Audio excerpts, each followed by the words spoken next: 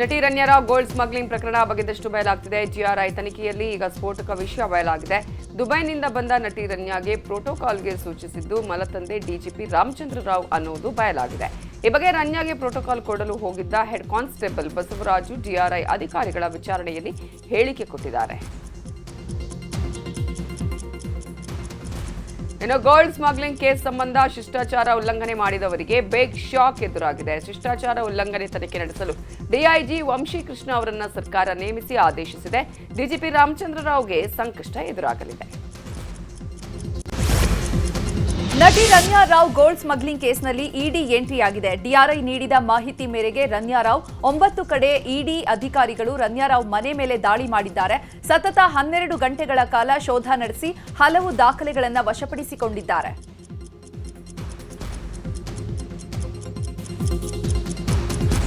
ರಣ್ಯಾರಾವ್ ಪತಿ ಹಾಗೂ ಆಪ್ತರ ಮನೆ ಮೇಲೆ ಡಿಆರ್ಐ ರೇಡ್ ಮಾಡಿದೆ. ಆಡುಗೋಡಿಯ ಜತಿನ್ ಹುಕ್ಕೇರಿ ನಿವಾಸದಲ್ಲಿರೋ ಅಪಾರ್ಟ್ಮೆಂಟ್ನಲ್ಲಿ ಡಿಆರ್ಐ ಅಧಿಕಾರಿಗಳು ಶೋಧ ನಡೆಸಿದ್ದಾರೆ.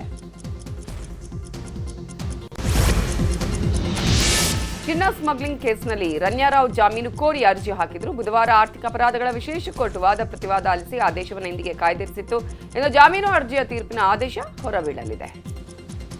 ಇನ್ನು ದುಬೈನಿಂದ ನಟಿ ರಣ್ಯಾರಾವ್ ಚಿನ್ನ ಸಾಗಣೆ ಮಾಡುತ್ತಿದ್ದ ಕೇಸ್ಗೆ ಇನ್ನಷ್ಟು ತಿರುವು ಸಿಗುವ ಲಕ್ಷಣಗಳು ಕಾಣಿಸುತ್ತಿದೆ. ರಣ್ಯಾ ಜೊತೆ ಹಲವು ಸಿನಿಮಾ ಹಾಗೂ ಧಾರಾವಾಹಿ ನಟಿಯರು ಚಿನ್ನ ಸಾಗಾಣಿಕೆಯಲ್ಲಿ ಭಾಗಿಯಾಗಿದ್ದಾರೆ ಎನ್ನಲಾಗಿದೆ. ನಟಿಯರನ್ನ ಬಳಸಿಕೊಂಡು ಅಕ್ರಮವಾಗಿ ವಿದೇಶಗಳಿಂದ ಚಿನ್ನ ಸಾಗಾಣಿಕೆಗೆ ರಣ್ಯಾರಾವ್ ಪ್ಲಾನ್ ಮಾಡ್ತಿದ್ಲು ಅನ್ನುವ ಮಾಹಿತಿಯೂ ಸಿಕ್ಕಿದೆ. ನಟಿ ರಣ್ಯಾರಾವ್ ಗೋಲ್ಡ್ ಸ್ಮಗ್ಲಿಂಗ್ ಪ್ರಕರಣದ ಸಂಬಂಧ ಸರ್ಕಾರದ ವಿರುದ್ಧ ಬಿಜೆಪಿ ನಾಯಕರು ಆಕ್ರೋಶ ಹೊರಹಾಕ್ತಿದ್ದಾರೆ. ಹುಬ್ಬಳ್ಳಿಯಲ್ಲಿ ಕೇಂದ್ರ ಸಚಿವ ಪ್ರಹ್ಲಾದ್ ಜೋಶಿ ಮಾತನಾಡಿ ಸರ್ಕಾರ ಯಾರನ್ನೋ ರಕ್ಷಿಸಲು ಹೊರಟಿದೆ ಅಂತ ಆರೋಪಿಸಿದ್ದಾರೆ. ಅಕ್ರಮವಾಗಿ ತಂದ ಚಿನ್ನ ಎಲ್ಲಿಗೆ ಹೋಗ್ತಾ ಇತ್ತು, ಪ್ರಕರಣದಲ್ಲಿ ಮಂತ್ರಿಯನ್ನ ರಕ್ಷಣೆ ಮಾಡುವ ಕಾರ್ಯ ನಡೀತಾ ಇದೆ ಅಂತ ಸರ್ಕಾರದ ವಿರುದ್ಧ ವಾಗ್ದಾಳಿ ನಡೆಸಿದ್ರು. ಯಾರನ್ನೂ ಒಂದು ರಕ್ಷಿಸಲಿಕ್ಕೆ ಹೊರಟಿರುವಂತಹದ್ದಂಗೆ ಬಹಳ ಸ್ಪಷ್ಟವಾಗಿ ಕಾಣ್ತದೆ. ಭಾಳ ಸ್ಪಷ್ಟವಾಗಿ ಅವರನ್ನು ಉಲ್ಲೇಖಿಸಿ ಬರ್ತಾ ಇರುವಂಥದ್ದು ಇದರಲ್ಲಿ ರಾಜಕಾರಣಿಗಳು ಇದ್ದಾರಂತ. ಒಬ್ಬ ಹೇಳ್ತಾನೆ ಇದು CID ಕೊಟ್ಟಿವಿ ಅಂತ, ಇನ್ನೊಬ್ಬ ಹೇಳ್ತಾನೆ ಇಲ್ಲ EDG ತನಿಖೆ ಮಾಡ್ತಾ ಇದ್ದಾರೆ ಅಂತ. ಯಾರನ್ನು ಸಂರಕ್ಷಣೆ ಮಾಡ್ಲಿಕ್ಕೆ ಹೊರಟಿದ್ದೀರಿ ನೀವು? ಅವರು ಬರುವಾಗ ಅಂದ್ರೆ ಆರೋಪಿ ಬರುವಾಗ, ಆರೋಪಿ ಹೋಗುವಾಗ ಸ್ಟೇಟ್ ಪೊಲೀಸ್ ಪ್ರೋಟೋಕಾಲ್ ಇದೆ ಅನ್ನುವಂಥದ್ದು ಎಲ್ಲ. ಹಾಗಾಗಿ ರಾಜ್ಯ ಸರ್ಕಾರ ಯಾರನ್ನೋ ರಕ್ಷಿಸ್ಲಿಕ್ಕೆ ಹೊರಟದ, ತನ್ನ ಮಂತ್ರಿಗಳು ಯಾರೋ ಇದ್ದಾರೆ ಇದ್ರೋಗ ಅನ್ನುವಂಥ ಗುಮಾನಿ ಏನಿದೆ, ಆ ಗುಮಾನಿಯನ್ನು ರಾಜ್ಯ ಸರ್ಕಾರದ ನಡೆಯಿಂದ ಸಿದ್ಧಗೊಳ್ತಾ ಇದೆ. ಅತ್ಯಂತ ಗಂಭೀರವಾಗಿ ಪರಿಗಣಿಸಿ ಈ ತನಿಖೆಯನ್ನು ಮಾಡಿಸಬೇಕು. ನಟಿ ರಣ್ಯಾರಾವ್ ಗೋಲ್ಡ್ ಸ್ಮಗ್ಲಿಂಗ್ ಕುರಿತು ವಿಧಾನಸೌಧದಲ್ಲಿ ಮಾತನಾಡಿದ ಸಚಿವ ಸಂತೋಷ್ ಲಾಡ್ ನಾವು ಯಾರನ್ನ ಡಿಫೆಂಡ್ ಮಾಡಲ್ಲ ಅಂತ ಹೇಳಿದ್ದಾರೆ. ಇನ್ನು ಇದೇ ವಿಚಾರವಾಗಿ ಮಾತನಾಡಿದ ಸಚಿವೆ ಲಕ್ಷ್ಮೀ ಹೆಬ್ಬಾಳ್ಕರ್ ಯಾರೇ ಇನ್ವಾಲ್ವ್ ಆಗಿದ್ರೂ ತನಿಖೆಯಿಂದ ಹೊರಬರುತ್ತೆ ಎಂದಿದ್ದಾರೆ. ಅಥೆಂಟಿಕೇಟೆಡ್ ಆಗಿ ನೀವು ಗೋಲ್ಡ್ ಖರೀದಿ ಮಾಡಿದ್ರೆ ಏನ್ ಪ್ರಾಬ್ಲಮ್ ಇಲ್ಲ. ದುಬೈ ಏರ್ಪೋರ್ಟ್ ನಾಗ 20-50 kg ಖರೀದಿ ಮಾಡಿ ಕೊಡ್ತಾರೆ. ಇಲ್ಲಿ ಕಸ್ಟಮ್ಸ್ ಯಾಕೆ ಬೈಪಾಸ್ ಮಾಡ್ತಾರೆ, ನೀವು ಅದನ್ನ ಡ್ಯೂಟಿ ಕಟ್ಟಬೇಕಾಗುತ್ತೆ. Where is the money coming from? The cheap gold which is bought in Dubai, which is coming into India, bypassing the custom, it shows you are avoiding the duty. ಆ duty difference ಅಲ್ಲಿ ದುಡ್ಡು ಆಗ್ತಕ್ಕಂಥ ವ್ಯವಹಾರ ಇದು. Any government if you buy gold, ಇಲ್ಲಿಂದ ನೀವು gold ಖರೀದಿ ಮಾಡೋದ್ರ ಇದಕ್ಕೇನು ತೊಂದರೆ ಇದೆ? ರಾಜ್ಯ ಸರ್ಕಾರಕ್ಕೆ ನಮ್ಮ ದೇಶಕ್ಕೆ ಏನು ನುಕ್ಸಾನ ಇಲ್ಲ. ಇಲ್ಲಿ ನೀವು ಅಫಿಷಿಯಲಿ ಖರೀದಿ ಮಾಡಿ ನೀವು ಬೇರೆ ದೇಶಕ್ಕೆ ಹೋಗ್ಬೇಕಾದ್ರೆ ಡಿಕ್ಲೇರ್ ನೋಡಿ. ರಣ್ಯಾರಾವ್ ಕೇಸ್ನಲ್ಲಿ ತಾವು ಏನೇನು ಮಾಧ್ಯಮದಲ್ಲಿ ತೋರಿಸ್ತಾ ಇದ್ದಾರೋ ಅಷ್ಟೇ ನಮಗೆ ಗೊತ್ತು. ನಾನು ನಿನ್ನೆನೂ ಕೂಡ ಹೇಳಿದ್ದೀನಿ, ಇವತ್ತು ಕೂಡ ಹೇಳ್ತೀನಿ. ನನ್ನ ಹತ್ರ ನನ್ನ ಇಲಾಖೆಯಲ್ಲೇನು ಇಂಟೆಲಿಜೆನ್ಸ್ ಇಲ್ಲ. ಹೋಮ್ ಮಿನಿಸ್ಟ್ರಿಗೆ CM ಸಾಹೇಬರಿಗೆ ಇದ್ರ ಬಗ್ಗೆ ಗೊತ್ತು. ಬಟ್ ಒಂದೇ ಮಾತನ್ನು ನಾನು ಹೇಳಲಿಕ್ಕೆ ಬಯಸ್ತೇನೆ, ಸರ್ಕಾರದ ಯಾರೇ ಇದರಲ್ಲಿ ಇನ್ವಾಲ್ವ್ ಆಗಿದ್ರು ಕೂಡ ಅದು ತನಿಖೆಯಿಂದ ಹೊರಗೆ ಬರುತ್ತೆ. ಹೊರಗೆ ಬಂದ ಮೇಲೆ ಏನೇನು ಕ್ರಮ ಆಗುತ್ತೋ ಅದು ಕ್ರಮ ಆಗುತ್ತೆ. ನೋಡಿ, ಅವರೇ ಸ್ಪಷ್ಟೀಕರಣ ಕೊಡಬೇಕು. ಅವರು ಸಂಬಂಧಪಟ್ಟ ಸಚಿವರು ಆದೇಶ ಅವರೇ ಮಾಡಿದ್ರು. ಏನು ಹಂಗೆ ಹೇಳಿದ್ರೆ ಆಗ್ತದ್ರೆ ಯಾರಿಗೆ ಡ್ಯಾಮೇಜ್ ಅಂದ್ರೆ ಹಿಂಗೆ ಹೇಳಬೇಕು, ಹೆಸರು ಹೇಳಬೇಕು ಯಾರ್ದಾರೆ. CBI ಎನ್ಕ್ವೈರಿ ಮಾಡ್ತಿದ್ದಾಗ ನಮ್ಮ ಕಡೆ ತೋರಿಸೋದು ಅವಶ್ಯಕತೆ ಇಲ್ಲ. CBI ಮಾಡ್ತಾರೆ, ಯಾರು ಇನ್ವಾಲ್ವ್ ಇದ್ದಾರೆ ಯಾರಿಲ್ಲ, ಯಾರು ಸಪೋರ್ಟ್ ಮಾಡಿದ್ರು, ಎಷ್ಟು ಸಾರಿ ಬಂದರು. ಏರ್ಪೋರ್ಟ್ ಇರೋದು ಕೇಂದ್ರ ಸರ್ಕಾರದ ಅಧೀನದಲ್ಲಿ, ನಮ್ಮದೇ ರಾಜ್ಯ ಸರ್ಕಾರದಲ್ಲಿ ಇಲ್ಲ. ಜವಾಬ್ದಾರಿ ಅವ್ರದ್ದು ಹೆಚ್ಚಿದೆ. BJP ಅವರು ಸುಮ್ಮನೆ ಮಾತಾಡ್ತಾ ಕೂಡ ಜವಾಬ್ದಾರಿಯಿಂದ ಮಾತಾಡಬೇಕಾಗ್ತದೆ. ಯಾಕಂದರೆ ಟೋಟಲ್ ಎಲ್ಲ ಕಂಟ್ರೋಲ್ ಅವ್ರದ್ದೇ, ನಮ್ಮದೇನಿಲ್ಲ. ಹೀಗಾಗಿ CBI ಎನ್ಕ್ವೈರಿ ಮಾಡ್ತಿದ್ದಾರೆ, ವೇಟ್ ಮಾಡೋಣ, ಅದರಲ್ಲಿ ಏನೋ ರಿಸಲ್ಟ್ ಬರಬೇಕಾದ. ಉಪಮುಖ್ಯಮಂತ್ರಿ ಡಿಕೆ ಶಿವಕುಮಾರ್ ಅವರು ಕೆಪಿಸಿಸಿ ಅಧ್ಯಕ್ಷರಾಗಿ 5 ವರ್ಷ ಪೂರೈಸಿದ್ದಾರೆ. ಈ ಹಿನ್ನೆಲೆ ಬೆಂಗಳೂರಿನ ಖಾಸಗಿ ಹೋಟೆಲ್ನಲ್ಲಿ ಔತಣಕೂಟ ಏರ್ಪಡಿಸಲಾಗಿತ್ತು. ಸಿಎಂ ಸಿದ್ದರಾಮಯ್ಯ, ಸಚಿವರು, ಶಾಸಕರು ಭಾಗಿಯಾಗಿದ್ದರು. ಸಿಎಂ ಸೇರಿ ಎಲ್ಲರಿಗೂ ಡಿಕೆ ಶಿವಕುಮಾರ್ ಅವರಿಗೆ ಅಭಿನಂದನೆಯನ್ನ ಸಲ್ಲಿಸಿದ್ದಾರೆ.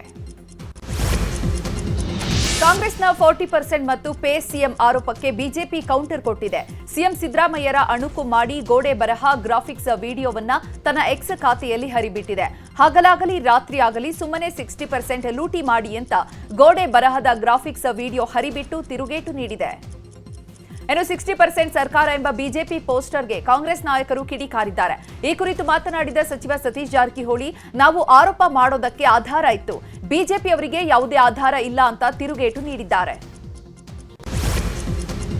ನಿನ್ನೆ ವಿಧಾನಸಭೆಯಲ್ಲಿ ಬಜೆಟ್ ಬಗ್ಗೆ ವಿಪಕ್ಷ ನಾಯಕ ಆರ್ ಅಶೋಕ್ ಕಿಡಿಕಾರಿದ್ರು. ಸರ್ಕಾರದ ವಿರುದ್ಧ ವಾಗ್ದಾಳಿ ನಡೆಸಿ ಎಸ್ಸಿಪಿ, ಟಿಎಸ್ಪಿ ಹಣ ಗ್ಯಾರಂಟಿಗೆ ಬಳಸಲಾಗ್ತಿದೆ ಅಂತ ಕಿಡಿಕಾರಿದ್ರು. ಇನ್ನು ಶಾಲಾ ಕಟ್ಟಡ ನಿರ್ವಹಣೆಗೆ ದಲಿತರ ಹಣ ಬಳಸಲಾಗ್ತಾ ಇದೆ, ಅರಣ್ಯ ಇಲಾಖೆಗೆ ದಲಿತರ ಹಣ ಕೊಡಲಾಗಿದೆ. ಈ ವೇಳೆ ಬಿಜೆಪಿ ವಿರುದ್ಧ ಕಾಂಗ್ರೆಸ್ ಶಾಸಕ ನರೇಂದ್ರ ಸ್ವಾಮಿ ಆಕ್ರೋಶ ವ್ಯಕ್ತಪಡಿಸಿದ್ರು. ಈ ವೇಳೆ ಯತ್ನಾಳ್ ಮಧ್ಯಪ್ರವೇಶಿಸಿ ಮಾತಾಡಿದ್ರು. ನರೇಂದ್ರ ಸ್ವಾಮಿ ಸಮಾಜ ಕಲ್ಯಾಣ ಸಚಿವರಾಗಬೇಕು ಅಂತ ಕಾಲೆಳೆದ್ರು. ಹುಡುಕಿ ದಲಿತರನ್ನೇ ಕೊಟ್ಟಿದ್ದೀರಿ, ಅವ್ರಿಗೆ ಈ ದುಡ್ಡನ್ನ ಕರೆಕ್ಟಾಗಿ ಅವ್ರಿಗೆ ತಗೊಂಡೋಗಿ ಅವ್ರಿಗೆ ರೀಚ್ ಆಗಿದೆ ಅಂತಾರೆ.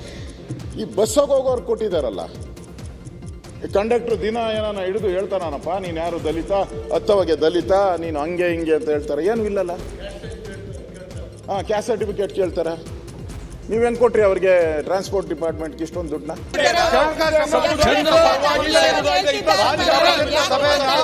ಮುಖ್ಯಮಂತ್ರಿಗಳು ವರ್ಷದಲ್ಲಿ 2 ಬಾರಿ ಕರೀತಾ ಇದ್ದಾರೆ. ಮಹಾರಾಷ್ಟ್ರ ಮತ್ತು ಉತ್ತರ ಪ್ರದೇಶದಲ್ಲಿ ಪರಿಶಿಷ್ಟ ಜಾತಿಗಳಿಗೆ ತಮ್ಮ ರಾಜ್ಯಗಳಲ್ಲಿ ಒತ್ತು.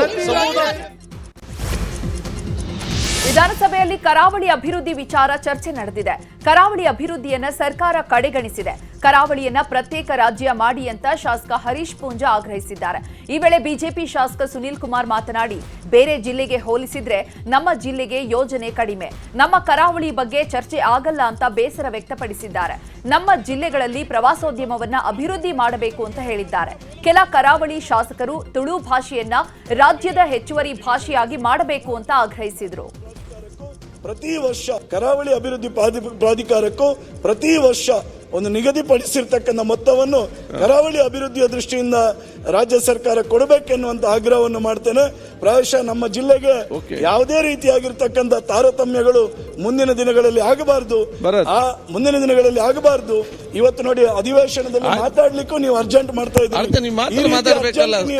ಈ ರೀತಿ ಅರ್ಜೆಂಟ್ ಮಾಡಿದ್ರೆ ನಾವು ಸಹ ಮಂಗಳೂರಿನಲ್ಲಿ ಒಂದು ವಿಧಾನಸೌಧ ಕಟ್ಟಿ ನಮಗೂ ಒಂದು ಮಾತಾಡಲಿಕ್ಕೆ ಹೆಚ್ಚಿನ ಅವಕಾಶ ಸಿಗಬಹುದಾ ಎನ್ನುವಂತ ನಿರೀಕ್ಷೆಯನ್ನು ಮಾಡತಕ್ಕಂಥ ವ್ಯವಸ್ಥೆಗೆ ಇಳಿಬೇಕಾಗ್ತದೆ ಅನ್ನುವಂಥದ್ದನ್ನು ಮತ್ತೊಮ್ಮೆ ತುಳು ಭಾಷೆಯನ್ನು ಮತ್ತೊಮ್ಮೆ ಕರ್ನಾಟಕದ ಅಧಿಕೃತ ಭಾಷೆಯನ್ನಾಗಿ ಮಾಡಬೇಕೆನ್ನುವಂತ ವಿನಂತಿಯನ್ನು ಮಾಡ್ತಾ ಪಾತ್ರ ಅವಕಾಶ ಮಂತ್ರಿಗೋರ್ನಂಚಿನ ಸನ್ಮಾನ್ಯ ಸಭಾಧ್ಯಕ್ಷರಿಗೆ ವಂದನೆ ಮಾಡ್ತಾ ವೀರಶೈವ ಲಿಂಗಾಯತ ಮುಖಂಡರ ಜೊತೆ ಸಭೆ ನಡೆಸುತ್ತಿರೋ ರೇಣುಕಾಚಾರ್ಯಗೆ ಸಭೆ ಮಾಡದಂತೆ ಸೂಚನೆ ನೀಡಲಾಗಿದೆ. ಮಾಜಿ ಸಿಎಂ ಬಿಎಸ್ವೈ ಹಾಗೂ ವಿಜಯೇಂದ್ರ ಸಭೆ ಮಾಡದಂತೆ ಸೂಚಿಸಿದ್ದಾರೆ. ಇವೆಲ್ಲದರ ನಡುವೆ ವೀರಶೈವ ಸಮಾವೇಶವನ್ನ ಮಾಡ್ತೇವೆ ಅಂತ ರೇಣುಕಾಚಾರ್ಯ ಹೇಳಿದ್ದಾರೆ. ಬಿಎಸ್ವೈ, ವಿಜಯೇಂದ್ರ ಮಾಡದಂತೆ ಸೂಚಿಸಿದ್ದಾರೆ, ಆದರೂ ಸಮಾವೇಶ ಮಾಡ್ತೇವೆ ಅಂತ ಹೇಳಿದ್ದಾರೆ. ಭಾರತೀಯ ಜನತಾ ಪಾರ್ಟಿ ಸಂಘಟನೆಗೂ ಸಮಾಜಕ್ಕೂ ಯಾವುದೇ ಇಲ್ಲ, ಹಂಗಂತೇಳಿ ನಾವು ಪಕ್ಷದ ವಿರುದ್ಧ ಅಲ್ಲ, ಪಕ್ಷಕ್ಕೆ ಅದೀವಿ. ದಾವಣಗೆರೆಯಲ್ಲಿ ದೊಡ್ಡ ಮಟ್ಟ ಸಮಾವೇಶ ಮಾಡ್ಬೇಕಂತ ಮಾಡಿದ್ದೀವಿ. ಇದನ್ನು 100ಕ್ಕೆ 100 ನಿಗದಿಯಂತೆ ನಾವು ಮಾಡ್ತೀವಿ.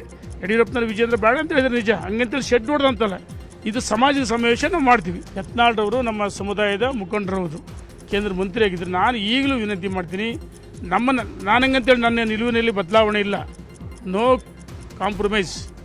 ಹಂಗಂತೇಳಿ ರೇಣುಕಾಚಾರ್ಯ ಸಾಫ್ಟ್ ಆದರು, ಬೆಂಡ್ ಆದರು, ಯಾರಿಗೂ ಬೆಂಡ್ ಆಗಲ್ಲ, ಸಾಫ್ಟ್ ಆಗಲ್ಲ. ಭಾರತೀಯ ಜನತಾ ಪಾರ್ಟಿ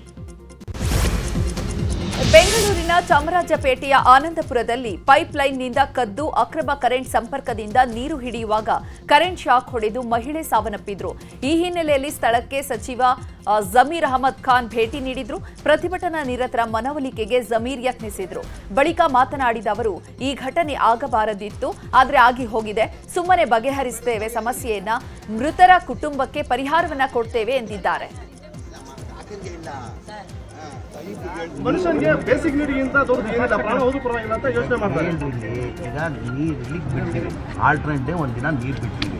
ಇವ್ರೇನು ಮಾಡಿದ್ದಾರೆ, ಇಲ್ಲಿಗಲ್ ಆಗಿ ಬಿಲ್ಡಿಂಗ್ಗಳು ಕಟ್ಬಿಟ್ಟವ್ರೆ. ನೋಡಿ ಅಲ್ಲಿ 4 ಫ್ಲೋರ್ 5 ಫ್ಲೋರ್ ಬಿಲ್ಡಿಂಗ್ಗಳು ಕೊಟ್ಟವ್ರೆ. ಈಗ ಮೋಟ್ರುಗಳು ಹಾಕೊಂಡ್ರೆ ಏನಾಗ್ತದೆ, ನೀರು ಪ್ರೆಷರ್ ಕಡಿಮೆ ಆಗ್ತದೆ ತಾನೆ.